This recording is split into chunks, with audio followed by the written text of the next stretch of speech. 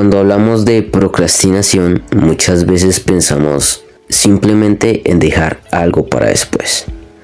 Pero creo que es un poco más complejo que eso. Porque no siempre que aplazamos algo estamos procrastinando. A veces realmente necesitamos descansar, cambiar de actividad o darnos un momento para recuperar energía. El problema aparece cuando utilizamos ese descanso para evitar algo que sabemos que necesitamos hacer. Porque hay una diferencia entre descansar para recuperarte y descansar para escapar de una incomodidad.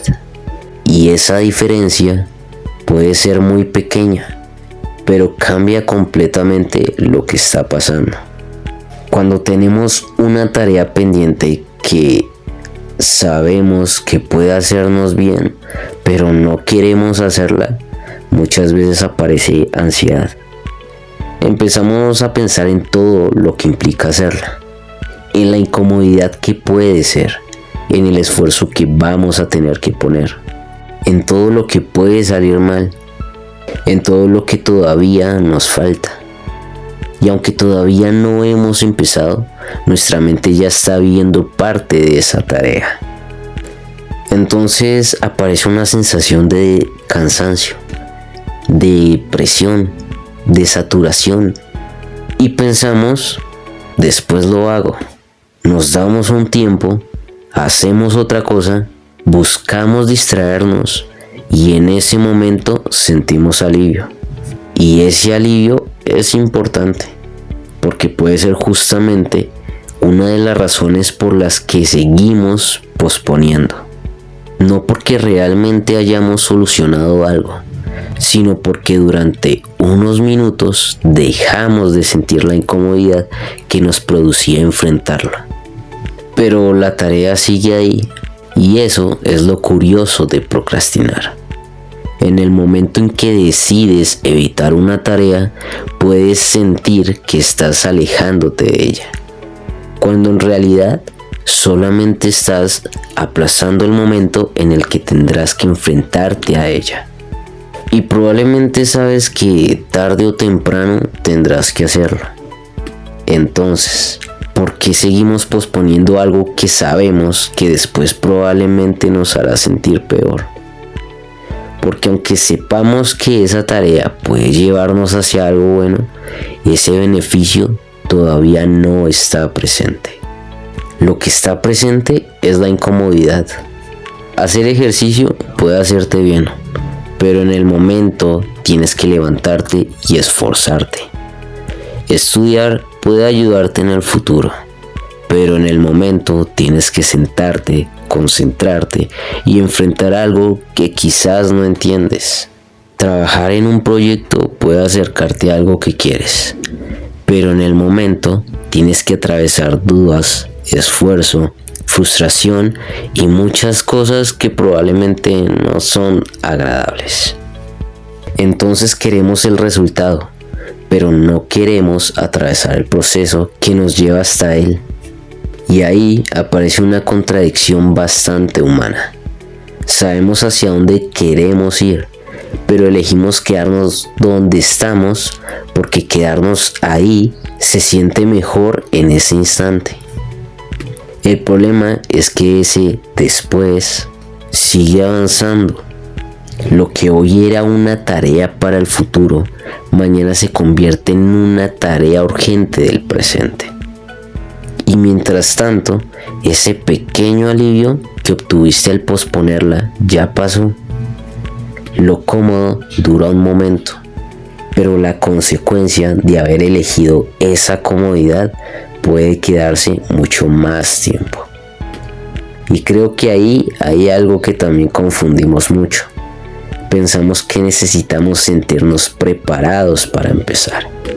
Queremos tener energía, motivación, seguridad, tiempo, claridad. Queremos saber cómo hacerlo antes de hacerlo. Pero muchas veces no funciona así. No siempre vas a sentirte preparado antes de empezar. A veces empiezas y es precisamente durante el proceso cuando te vas preparando. Y esto también tiene que ver con la relación que tenemos con la incomodidad, porque lo incómodo no siempre significa que algo está mal. Hay incomodidades que nos están protegiendo de algo. Hay situaciones que realmente necesitamos cuestionar. Y hay actividades que quizá no deberíamos seguir haciendo. Pero también hay incomodidades que aparecen simplemente porque estamos haciendo algo que requiere esfuerzo, crecimiento o movimiento.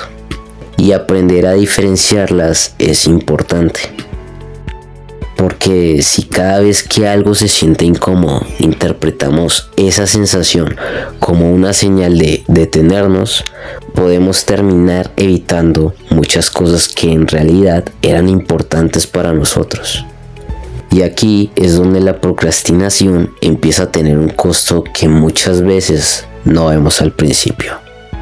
Porque una tarea pendiente no solamente ocupa un espacio en tu agenda, también puede empezar a ocupar espacio en tu cabeza. La recuerdas mientras haces otras cosas. Piensas que deberías estar haciéndola. Te dices mañana sí, después vuelves a aplazarla. Y poco a poco, algo que al principio parecía pequeño empieza a tener un peso mucho mayor del que tenía cuando apareció. Pero hay algo todavía más importante. Cuando repites esto muchas veces, puedes empezar a construir una imagen de ti mismo alrededor de esa conducta. Soy perezoso, nunca termino nada, no tengo disciplina, siempre dejo todo para última hora. Y quizá el problema es que estás convirtiendo una conducta en una identidad. No terminaste una tarea, eso fue un hecho. Pero decir, soy una persona que nunca termina nada, ya es una conclusión sobre quién eres. Y cuando empiezas a creer esa conclusión, puede volverse todavía más difícil actuar. Porque ya no estás intentando solamente terminar una tarea. Estás intentando demostrarte que eres capaz de hacerlo. Ahí la procrastinación puede empezar a afectar algo mucho más profundo. La confianza que tienes en tu propia palabra. Te dices que vas a hacerlo y no lo haces. Te prometes que esta vez sí y vuelves a posponerlo. Y cada vez que rompes esa pequeña promesa, puedes empezar a confiar un poco menos en ti. No porque seas incapaz, sino porque todavía no has aprendido a demostrarte mediante tus acciones que puedes confiar en lo que te dices. Y también aparece la culpa, no solamente porque la tarea siga pendiente, sino porque sabes que podrías haber empezado antes. Entonces aparece esa sensación de, si hubiera comenzado cuando debía, ahora no estaría así. Y el tiempo empieza a sentirse como una amenaza. Pero hay algo que quizá duele todavía más. Pasar el tiempo y darte cuenta de que sigues exactamente en el mismo lugar. Porque mientras estás posponiendo, el tiempo sí está avanzando. Tú puedes sentir que estás esperando el momento adecuado, que estás preparándote, que después tendrás más energía o más claridad. Pero llega ese después y sigues donde empezaste. La tarea sigue pendiente. El objetivo sigue lejos. Y tú sigues esperando comenzar. Y creo que esa es una de las partes más duras de procrastinar. No necesariamente retrocedes, pero puedes pasar meses o incluso años sin avanzar hacia donde querías ir. Un día miras hacia atrás y piensas, ¿cuánto tiempo llevo diciendo que voy a empezar? Y quizá lo que más duele no es todo lo que no hiciste, es darte cuenta de que podrías estar mucho más adelante si simplemente hubieras comenzado. Pero quiero hacer una distinción importante. No todo aplazamiento significa procrastinación. Hay momentos en los que necesitas parar, Hay tareas que realmente no son importantes. Hay objetivos que quizá ya no tienen sentido para tu vida.